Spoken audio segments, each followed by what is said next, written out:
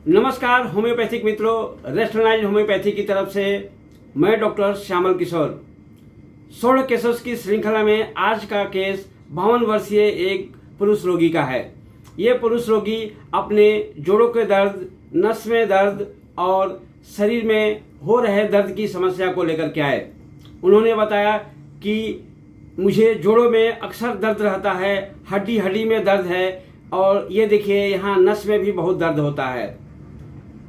तकलीफ बहुत पहले से है लेकिन ये धीरे धीरे बढ़ते जा रहा है और हमारी परेशानी दिन प्रतिदिन बढ़ते जा रही है।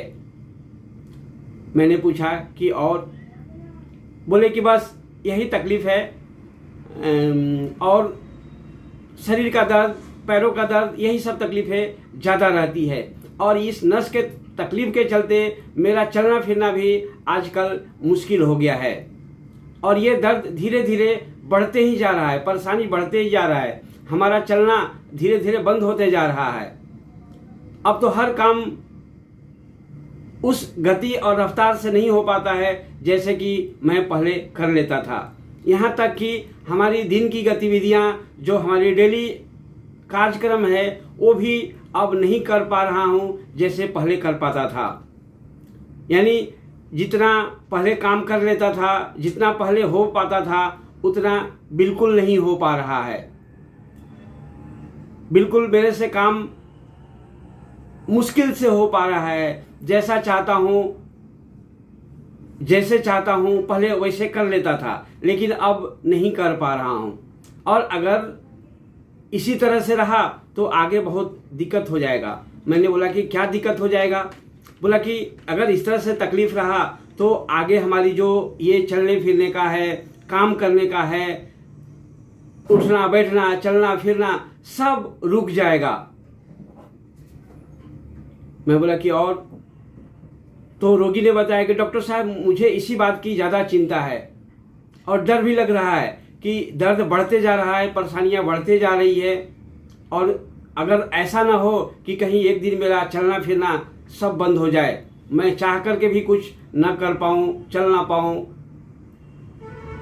यही मेरे लिए बहुत चिंता का विषय है। मैं बोला कि चिंता क्यों होती है?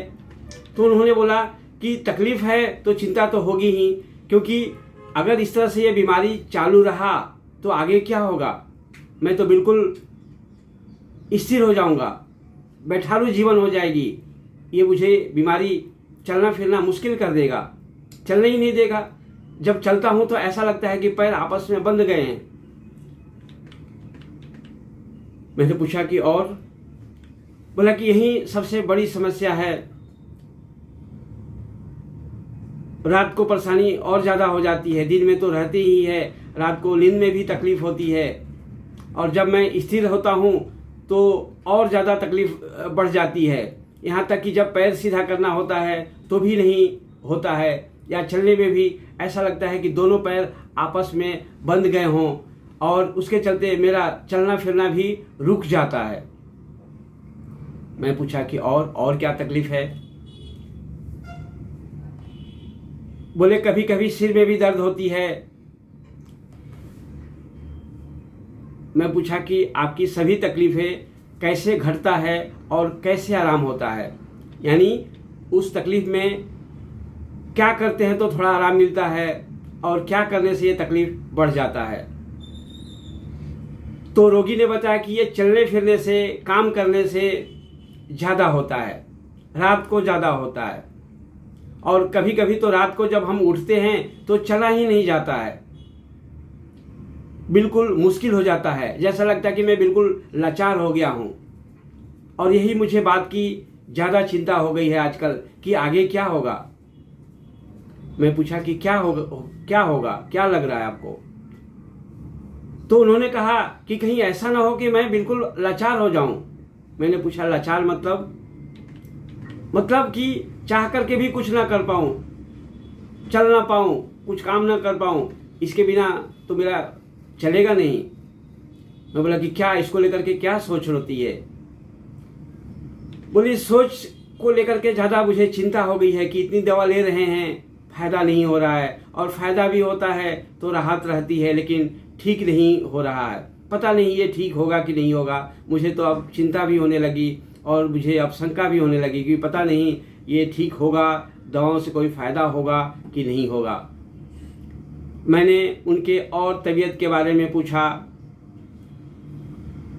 पूरे केस टेकिंग लिया, लेकिन केस टेकिंग में सबसे महत्वपूर्ण बात यही उन्होंने बार बार बताया कि बिल्कुल मैं लाचार हो गया हूँ, चिंता हो रही कि कहीं बिल्कुल मैं बैठ ना जाऊँ। मैंने नींद के बारे में पूछा तो उन्होंने बताया कि नींद मिला जुला करके सब आ जाती है। मैंने पूछा कि सपने क्या आते हैं, तो उन्होंने कहा कि सपने में मैं यही देखता हूँ कि चलने की कोशिश कर रहा हूँ और चल नहीं पा रहा हूँ, बिल्कुल लाचार जैसी हो गई है। यानी इसी तरह की तकलीफ के सपने ज़्यादा आते हैं, चलने फिरने के, चलने में असमर्थता के, इस तरह के सपने ज़्यादा आते हैं। तो इस तरह से मेरा केस टेकिंग पार्ट पूरा हुआ और हमने उन्हें दवा दिया और दवा देने के करीब 1.5 साल के बाद उनकी सारी तकलीफ़ें चली गई। वो अब चलने फिरने लगे हैं, उनको कोई अब तकलीफ नहीं है। यहाँ इस केस में आपको दवा बतानी है। जैसा कि आपको मालूम है कि हम इस रेस्टलाइज्ड होम्योपैथी की नई तकनीक पर हमारा क्या दवा सिलेक्शन का तरीका होता है, पेशेंट की अभिव्यक्तियों को हम रूब्रिक्स में कन्वर्ट कर देते हैं और रूब्रिक्स में कन्वर्ट करके जो दवा का सिलेक्शन होता है वो दवा बहुत ही कारगर साबित होता है। यानी पेशेंट से बातचीत की जो भी अभिव्यक्ति होता है, हमारे रिपर्टरी में उसके लिए रूब्रिक है। जो भी पेशेंट कहता है, जैसे कहता है, जो भी उनकी अभिव्यक्तियां होती है, उन अभिव्यक्तियों के आधार पर हमारे रिपर्टरी में रूब्रिक्स हैं और उन रूब्रिकों के संयोजन करके जो सिमुलेबम मेडिसिन आती है, वो मेडिसिन बीमारी को ठीक करने में काफ़ी कारगर और सफल होती है। तो हम इसे कहते हैं होम्योपैथिक प्रिस्क्रिप्शन का सबसे आसान तरीका, easiest method of homeopathic prescription. और इसके लिए हमने एक ऑनलाइन जूम क्लासेस भी शुरू किया है। ये ऑनलाइन वीडियो क्लास का ये कोर्स हम कहते हैं कोर्स, क्योंकि हम स्टेप बाय स्टेप इसमें बताने वाले हैं।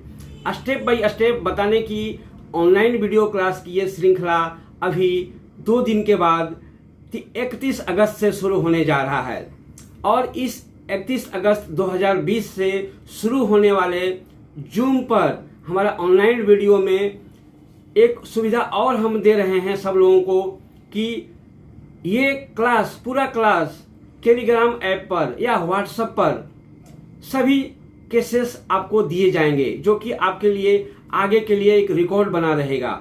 उन सारा रिकॉर्ड, केसेस, रूब्रिक की व्याख्या, फिर मेडिसिन की व्याख्या आपको जब चाहें वो आप देखते रहते हैं या देख सकते हैं। तो चलिए इस केस का एनालिसिस करते हैं। इस केस में सबसे पहले रोगी ने क्या कहा? सबसे रोगी ने कहा कि डॉक्टर साहब स्थिति ऐसी हो गई है कि मैं बिल्कुल लाचार हो गया हूँ, कुछ काम नहीं कर पा रहा हूँ, चलना फिरना मुश्किल हो गया है, चाहता हूँ जैसे करना चाहता हूँ वैसे नहीं कर पा रहा हूँ। मतलब ऐसी स्थिति आ गई है जैसे कि कोई एक पैरालिसिस जैसी स्थिति होती है। पैरालिसिस में क्या होती है, हमारे ऐसे ऑर्गन जो काम करते हैं, जैसा चाहते हैं वैसा नहीं कर पाता है, तो हम बोलते हैं पैरालिसिस। तो रोगी ऐसा ही फील कर रहा है कि वो चाह करके भी कुछ नहीं कर पा रहा है, जबकि वो पहले पूर्ण रूप से कर लेता था। यहाँ पर एक रूब्रिक है, डिल्यूजन, ही इज पैरालाइज्ड। और उसने आगे बताया कि डॉक्टर साहब दिन प्रतिदिन ये बीमारी बढ़ते जा रही है, अगर ऐसा रहा तो हम एक दिन तो बिल्कुल लाचार हो जाएंगे, हमारी जीवन बेठारू हो जाएगी, मुझे कुछ भी नहीं कर पाऊंगा। ये क्या हुआ? यहाँ पर एक रूब्रिक है, delusion, he is paralysed and about to be paralysed. मतलब पैरालाइज तो हो गया है लेकिन और ज्यादा पैरालाइज हो जाने की स्थिति में है, अब होने ही वाला है। और उसके मन में एक डर भी है, एक चिंता भी है कि कहीं ऐसा ना हो कि मैं बिल्कुल पैरालाइज हो जाऊं, फियर ऑफ पैरालिसिस। और इन सभी रूब्रिकों के आधार पर जो दवा आई वो दवा थी सिफ्लिनम। और हम चाहें तो इस केस में और भी रूब्रिक्स ले सकते हैं। उसने कहा कि मैं दवा तो ले रहा हूँ लेकिन पता नहीं अब ये ठीक होगा कि नहीं ठीक होगा, मुझे तो अब शंका लग रही है, डाउटफुल ऑफ रिकवरी। और उसने एक बात और कहा जिसे हम पार्टिकुलर रूब्रिक्स में ले सकते हैं या फिर माइंड में भी है, delusion body parts legs Tide together. ऐसा लगता है कि पैर दोनों आपस में बंध गए हैं और हम चल नहीं पा रहे हैं। एक रूब्रिक है delusion body parts legs Tide together. और उसने एक बात और कहा कि हम सपने में यही देखते हैं कि हम चल नहीं पा रहे हैं। उसके लिए हमारे रिपर्टरी में एक रूब्रिक है dreams of his on disease. Dreams of his on disease, जो बीमारी है उसी बीमारी के सपने उसे रात को दिखाई देते हैं। इन सभी रूब्रिकों के आधार पर मैंने जो दवा दिया था वो दवा थी सिप्लिनम।